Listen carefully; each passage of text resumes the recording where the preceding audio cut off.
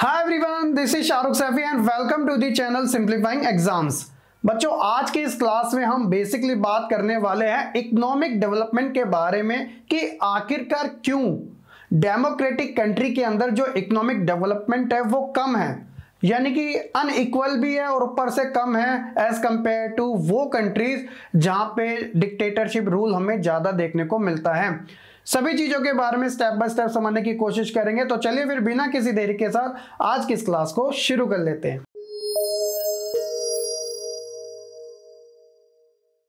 बच्चों, हमारा टॉपिक है इकोनॉमिक ग्रोथ एंड डेवलपमेंट के बारे में। तो क्या बात की गई है कि between 1950 and 2000 dictatorship have slightly higher rate of economic growth, यानी कि साल 1950 से लेकर साल 2000 के बीच में वो कंट्रीज जहां पे डिक्टेटरशिप का रूल है उसका जो इकोनॉमिक डेवलपमेंट है वो ज्यादा देखने को मिला है। और इसके लिए बच्चों हम किसी डेमोक्रेटिक कंट्री के ऊपर पूरा दोष नहीं दे सकते, उसका भी मैं आपको रीजन बता देता हूं। देखिए, जब बात आती है इकोनॉमिक डेवलपमेंट की तो वो किसी एक फैक्टर के ऊपर डिपेंड नहीं करता बल्कि वेरियस फैक्टर होते हैं। एग्जाम्पल की अगर बात की जाए, size of population of a country, यानी कि किसी देश की जो पॉपुलेशन है उसका साइज कितना है, साथ ही उस देश की जो ग्लोबल सिचुएशन है वो कैसी है, कोऑपरेशन फ्रॉम अदर कंट्रीज उसका कैसा है, और साथ ही economic policies adopted by the country वो किस टाइप की उसने अडॉप्ट कर रखी है। ये कुछ ऐसे फैक्टर होते हैं जिसकी वजह से इकोनॉमिक डेवलपमेंट किसी भी कंट्री में हमें देखने को मिलता है। लेकिन जब हम ओवरऑल कंक्लूजन के तौर पे बात करते हैं तो बच्चों में ये तो जरूर देखने को मिलता है कि जो डिक्टेटरशिप वाली जो कंट्रीज है ना, वहां का जो इकोनॉमिक ग्रोथ डेवलपमेंट है वो ज्यादा है as compare to democratic country के बीच में। लेकिन एक चीज ये भी आप समझने की कोशिश कीजिएगा, वो कंट्रीज जहां पे पूरी तरीके से डिक्टेटरशिप नहीं है और ना ही पूरी तरीके से डेमोक्रेटिक रूल है, तो वहां के बीच का जो अंतर है वो बिल्कुल आप कह सकते हो बहुत ही कम रह जाता है। तो इसलिए ये जो सिचुएशन होती है वो इनसिग्निफिकेंट कहलाई जाती है। सो ओवरऑल बच्चों में कितना भी डेवलपमेंट डिक्टेटरशिप जैसी कंट्री में देखने को मिल जाए, लेकिन फिर भी जो कंट्रीज की फर्स्ट प्रेफरेंस होती है वो डेमोक्रेसी ही होती है, क्योंकि ये एक तरीके से आप कह सकते हो कि यहाँ पे जो ह्यूमंस है उनका इन्वॉल्वमेंट काफी बेटर माना जाता है। इवन उनके पास फ्रीडम ऑफ एक्सप्रेशन जो सबसे इंपॉर्टेंट टूल है वो अवेलेबल होता है। लेकिन अगर बात की जाए उन कंट्रीज की जहां पे पूरी तरीके से डिक्टेटर रूल नहीं है और ना ही पूरी तरीके से डेमोक्रेसी है, तो ऐसी कंट्रीज के बीच का जो डिफरेंट होता है ना, वो आप कह सकते हो कि काफी ज्यादा कम होता है, ना के बराबर होता है। तो इसलिए ये जो कॉन्सेप्ट हो जाता है वो इनसिग्निफिकेंट कहलाया जाता है। तो इसलिए बेशक क्यों ना जो इकोनॉमिक ग्रोथ है वो डिक्टेटरशिप जैसी कंट्री के अंदर ज्यादा क्यों ना हो, लेकिन फिर भी कंट्रीज की जो फर्स्ट प्रेफरेंस होती है वो डेमोक्रेसी ही होती है, क्योंकि ये काफी बेस्ट मानी जाती है। आप इस चार्ट को देखिएगा, आपको इससे ही आइडिया मिल जाएगा। जैसे यहाँ पे बता रखा है कि rates of economic growth from different countries, जो कि 1950 से लेकर 2000 तक का डेटा दे रखा है। ऊपर वाले में बेशक आपको डिफरेंसेस देखने को मिल सकता है, लेकिन नीचे के जो बॉटम के है उसमें ना के बराबर ही एक तरीके से डिफरेंसेस है। जैसे कि वो कंट्रीज जहां पे एक डेमोक्रेसी है तो यहां की जो ग्रोथ है वो 3.95 है, लेकिन वो कंट्री जहां पे डिक्टेटरशिप जैसा रूल है वहां की इकोनॉमिक ग्रोथ ज्यादा हमें देखने को मिलती है 4.42। लेकिन वही बात आती है ना कि poor country under the leadership of dictatorship और साथ ही अंडर द डेमोक्रेसी, तो यहाँ पे बीच में जो डिफरेंसेस है वो ज्यादा नहीं होता, इसलिए ये जो चीज होती है वो इनसिग्निफिकेंट कहलाई जाती है।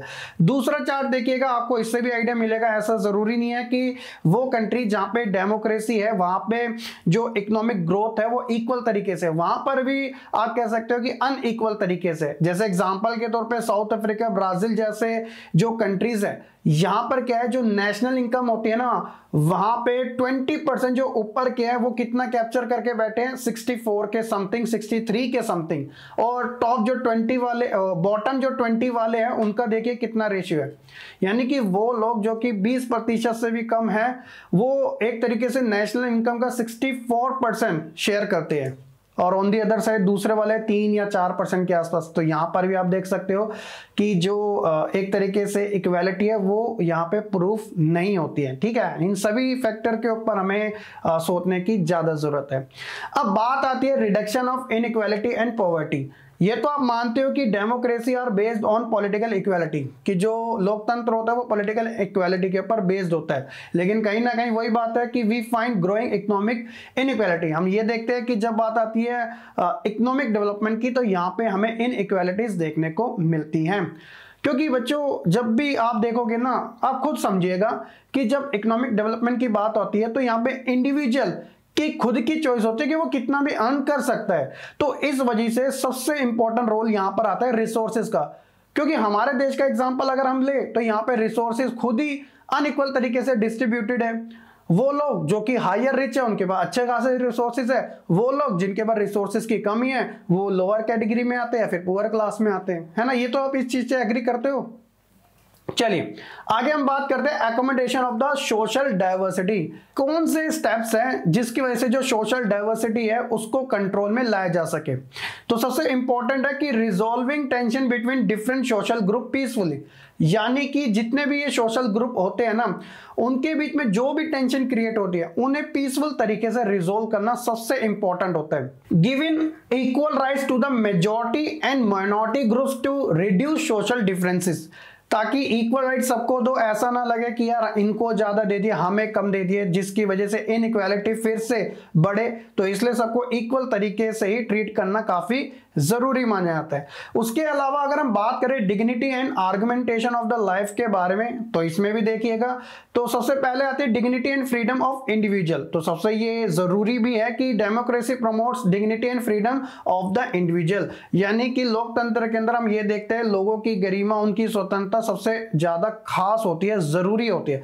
और साथ ही democracy in India has support to claim that the disadvantage and discriminated caste should get equal status and equal opportunities, ताकि वो भी अपने स्टेटस को थोड़ा ऊपर बढ़ा सके। इसलिए उनको स्पेशल रिजर्वेशन दिया जाता है, जो कि अपने आप में थोड़ा कंट्रोवर्सी होता है, लेकिन कहीं ना कहीं अगर डीप स्टडीज पे पता चले तो मेन मकसद यही है कि इन क्लासेस को थोड़ा ऊपर लाने की कोशिश की जाती है। तो ये तो था बच्चों हमारा dignity and argumentation of life के बारे में। और साथ ही यहां बात की जाती है डिग्निटी ऑफ वुमेन्स की, जैसे कि democracy ensure that women get also equal rights morally and legally, कि महिलाओं को भी समान अधिकार मिले मोरली और इक्वली तरीके से, ताकि वो भी अपना रिप्रेजेंटेशन एक तरीके से डेमोक्रेसी में दे सके। तो इसलिए बच्चों ऐसा कहा जाता है कि डेमोक्रेसी एक पावरफुल टूल्स है हर एक कंट्री के अंदर, तभी इसकी इतनी ज्यादा डिमांड देखने को हमें मिलती है। अगला जो हमारा टॉपिक है वो हम बात करेंगे बेसिकली आउटकम ऑफ डेमोक्रेसी के बारे में, जो एक तरीके से आप कह सकते हो एग्जाम पॉइंट ऑफ व्यू में वो डायरेक्ट क्वेश्चन आपसे पूछ लिया जाता है, इसलिए मैं उसको एक सेपरेट वीडियो में आपको प्रोवाइड कराने वाला हूं। होप्स हो कि बच्चों आपको ये मिनी सा टॉपिक अच्छे से समझ आ चुका होगा। आप वेट कीजिएगा थर्ड पार्ट का। तब तक के लिए सभी बच्चे खुश रहे, पढ़ते रहे और ऐसे ही आगे बढ़ते रहे। एंड प्लीज वीडियो को लाइक कमेंट शेयर करने के साथ चैनल को सब्सक्राइब करना बिल्कुल ना भूलेगा।